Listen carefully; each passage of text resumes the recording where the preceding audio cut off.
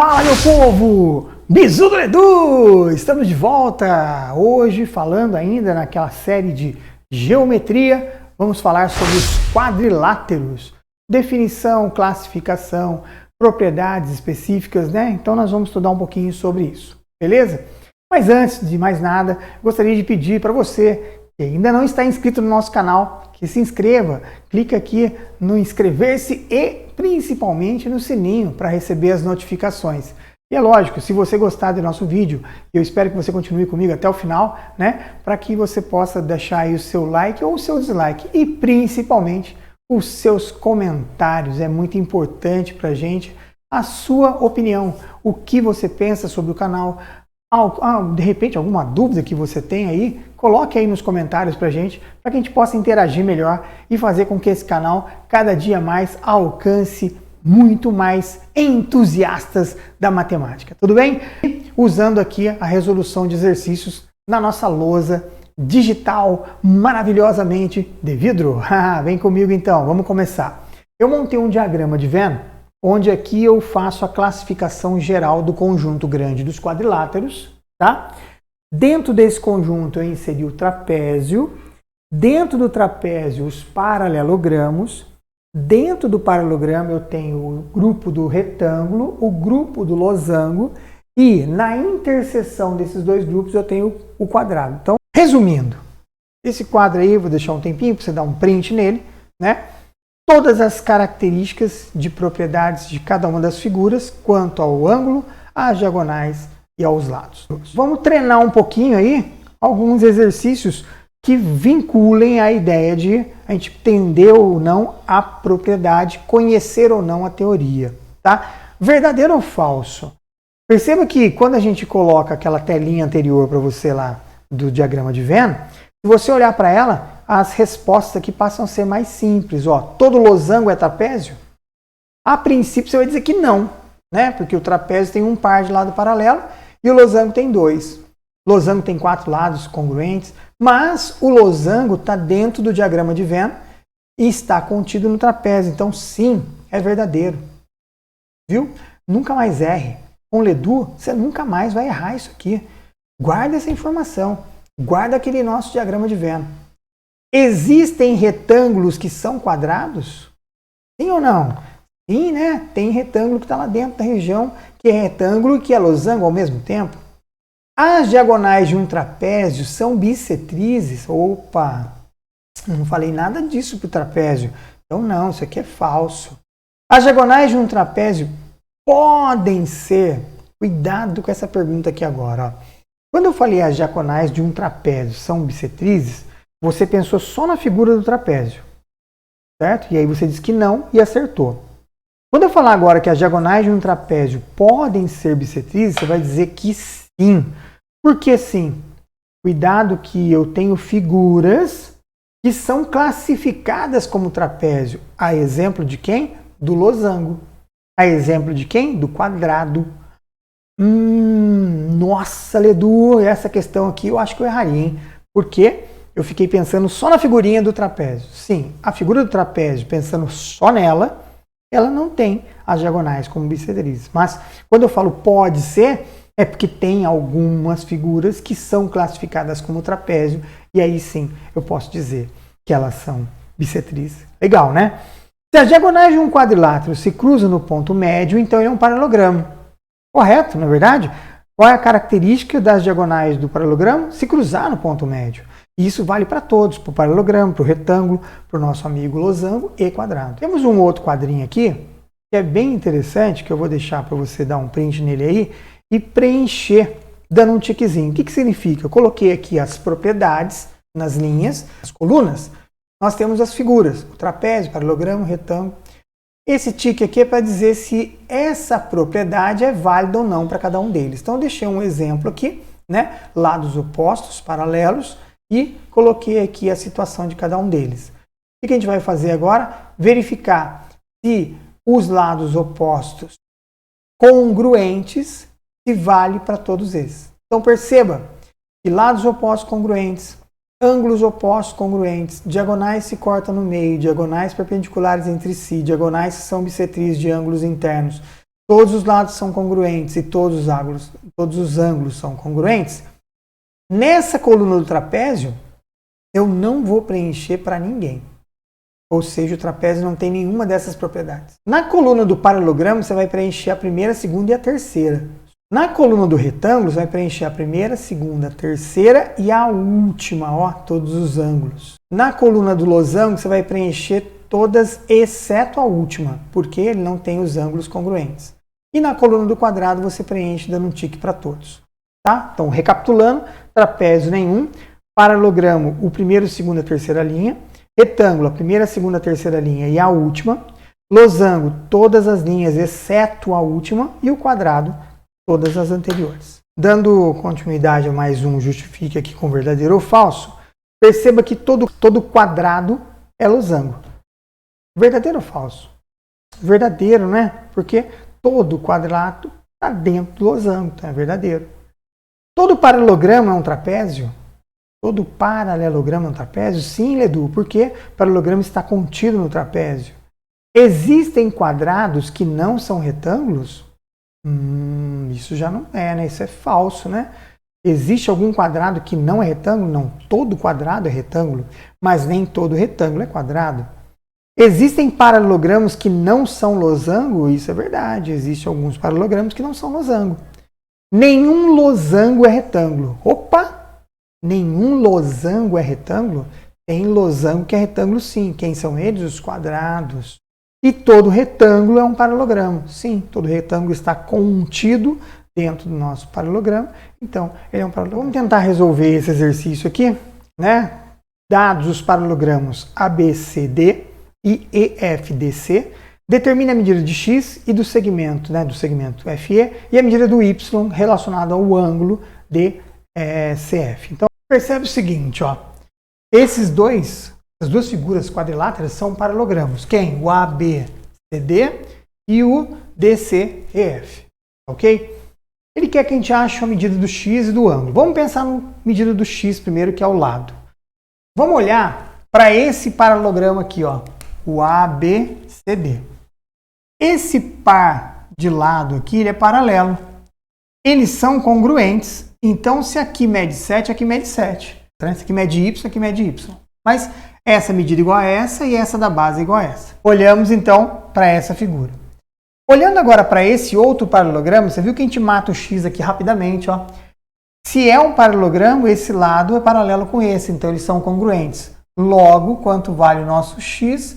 Vale 7 centímetros. Então a gente matou o exercício no item x, ou seja, do lado, olhando só para as características e propriedades que a gente tem.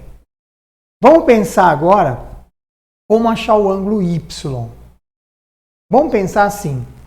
Olha para essa figura do paralelogramo ainda DCEF. Observe que esse 40 com esse ângulo todo aqui, ó, esse ângulo todo aqui, eles são adjacentes ao lado paralelo. Então, esses dois ângulos aqui, o ângulo de 40 e esse ângulo de y mais 80, eles são suplementares, ou seja, a soma deles dá 180.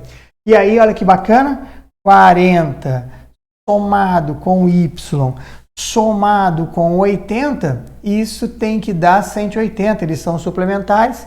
Logo, o nosso ângulo y seria 180. 40 com 80 dá 120. Vou mandar para lá com a operação trocada. Menos 120. Matamos o exercício resolvendo aqui o ângulo y como 60 graus. Nosso próximo exercício aqui fala assim, ó, dado um paralelogramo ABCD, em que M é o encontro das diagonais, não disse nada, só falou que M é o encontro das diagonais, tem um conceito que você tem que saber aí, uma propriedade. Diz que a medida do ângulo A é 70, do ângulo ACD é 50, a medida de MD é 3, e eu quero que você assinale a alternativa que é falsa. Edu, como é que a gente resolve esse exercício? Vamos primeiro, antes de achar a alternativa falsa aqui, a gente pode conferir cada uma delas, nós vamos olhar a figura e vamos entender o que ele quis dizer com o encontro das diagonais sendo o ponto M. Nesse momento, ele está dizendo para mim que essa parte aqui, ou seja, essa diagonal toda, foi dividida em duas partes iguais. Por quê? Porque nós sabemos que o encontro das diagonais acontece aonde? No ponto médio dentro de um paralelogramo. E essa medida aqui passou a ser igual a essa. Bom, 3 aqui, eu posso dizer que aqui também é 3. Então, eu posso dizer que tudo isso aqui agora vale quanto? 6. E observe, então, que eu mato 2 alternativos como verdadeiro. Ó. BD é 6 e que MD e MB são iguais. Então, se um é verdadeiro, o outro também tem que ser. Correto? Tá. Vamos pensar nos ângulos, né? Porque ele deu ângulos aqui. O que a gente faz com os ângulos? Perceba. Duas retas paralelas cortadas por uma transversal. Nós temos uma aula sobre isso, né? Sobre a questão de ângulos alternos e internos. Esse ângulo aqui, ele é alterno e interno com esse ângulo aqui, ó. Então, aqui também vale 50. Observe que esse ângulo todo vale 120, esse ângulo oposto tem que ser 120, porque aqui é 70, aqui também tem que ser 70. Edu, esse ângulo é 120, tá? E agora, se esse é 120 e esse é 120, esses dois ângulos aqui, ó, esse ângulo todo com esse, tem que dar 180, porque eles estão adjacentes ao mesmo lado, não paralelo. Então, o que acontece? Esse ângulo todo aqui, se isso aqui está valendo 120, esse ângulo todo aqui em cima vale 60. Dá até para a gente descobrir quanto vale cada um deles, mas não vem ao caso agora, tá bom? Outra maneira de descobrir isso, a gente podia pensar, ó, 50 com 70, 120, então tudo isso aqui tem que valer a medida de 60. Então vamos olhar agora para os dois ângulos que ele disse, ó. Vamos olhar agora para os ângulos, né? Então eu tenho aqui, ó, DCB. DCB é esse ângulo todo. Mede 120? Mede, então tá ok. Beleza. ABC. Estou olhando para o A, para o B e para o C. Esse ângulo todo aqui, ó, vale 60? Vale. Então qual que é a alternativa que não é válida? A dizer que AM vale 3. Eu não posso afirmar isso. Por quê? Eu não posso dizer que essa medida é igual a essa. As diagonais não são congruentes dentro de um paralelogramo. Então, isso eu não posso afirmar. Está aqui respondido uma questão. Ok? Só com parte de propriedade. Nossa próxima questão aí está dizendo assim, ó, nós temos um losango ABCD e a medida do BDA é 42. Dessa forma, eu quero que você determine para mim a medida dos ângulos DAC, CBD e DAB. Bom, trata-se de uma figura de um losango, ok? Informações que nós temos na nossa mente. Esse cruzamento das diagonais é o ponto médio. Então, nós começamos aqui marcando isso aqui como ponto médio. Além disso, as diagonais se cruzam e são perpendiculares. Então, nós vamos formar aqui 4 ângulos retos. Todos os seus lados são congruentes. Observe, se aqui é 90 e aqui é 42, esse ângulo aqui em cima tem que medir quanto? O que falta para 90, eles são complementares. Então, esse ângulo aqui mede 48. Outra informação, a diagonal, ela é bissetriz de um ângulo. Opa! Se ela é bissetriz de um ângulo, então eu posso afirmar que os ângulos são congruentes. Se aqui mede 42, aqui também mede 42. Se aqui mede 48, aqui também mede 48. Ok? E aí observe que, como esse lado é igual a esse lado, que é igual a esse lado, que é igual a esse lado, e essa medida é comum aos dois, eu já posso afirmar, até porque eu sei que os ângulos opostos são congruentes, que esse pedacinho vale 42 e que esse também vale 42. E o mesmo eu posso dizer aqui de baixo, valendo 48 e 48, que são os ângulos lá de cima. Com base nisso agora, eu consigo responder rapidamente essas 3 questões aí, que poderiam ser uma questão de segunda fase, né? Quem é o DAC? Importante. O chapéu está no ângulo. DAC, eu venho aqui, ó. DAC. Eu quero esse ângulo todo, ó. Então, quando a gente fala no DAC aqui, quem nós estamos procurando? A medida de 48 com 48. Ou seja, o ângulo aqui é de 96. Edu, CBD. CBD. Nós estamos querendo essa medida aqui, ó. Então, nosso ângulo CBD, ele está valendo 42 graus. Ok? E para terminar, quem é o DAB? Então, passo do D, A, venho ao B. Nós estamos procurando esse ângulo aqui, ó, né? Então, nosso ângulo DAB, ele vai valer 48 graus. Nosso próximo exercício fala assim, ó, temos um triângulo, temos um quadrado ABCD e temos um triângulo equilátero BEC, conforme está a figura. Ele quer a medida daquele ângulo alfa. Ledu, como é que a gente vai resolver um exercício desse, né? Ele diz que o ABCD é um quadrado e que o CDE, o DCE, é um triângulo equilátero. Ele quer esse ângulo aqui, não me deu nada de informação, ou seja, não tem nenhum valor no exercício. Como é que a gente resolve um exercício desse? Então vamos lá. Primeiro, quadrado, característica dele, que esse lado é igual a esse lado, que é igual a esse lado, que é igual a esse lado. Primeira característica, todos os lados congruentes. Todos os seus ângulos internos também são congruentes, então todos eles aqui medem 90 graus. Inclusive aqui, que é o alfa mais alguma coisa. Tá. Qual a característica do triângulo equilátero? Que todos os seus lados são iguais. Observe que esse lado aqui eu coloquei como um tracinho azul, então aqui é azul, também é azul. Porque a base do triângulo também é base do meu quadrado. Então todos os lados são congruentes. Outra informação, que todos os ângulos internos aqui também são congruentes, medindo 60 graus. Tá ok? Tá. Certo? Então, olhando para esse triângulo aqui, ó, DCE, percebe que ele é isósceles. Como assim, Ledu?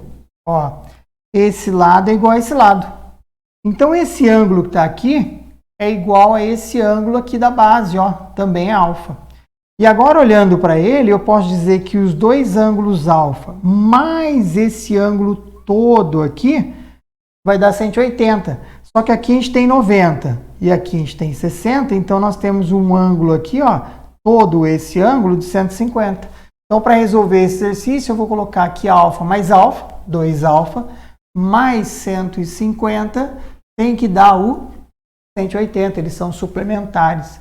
2 alfa vai ser igual a 180 menos 150, o alfa vai ser a metade de 30, ou seja, o ângulo que nós estamos procurando ali é 15 graus. Conseguimos resolver um exercício que não tinha nenhum valor de ângulo, mas com o nosso conhecimento, com as propriedades que nós conhecemos, nós resolvemos esse tipo de exercício de forma bem tranquila. Se você gostou e ficou comigo aqui até esse momento, eu agradeço demais. Gostou? Deixe o seu like.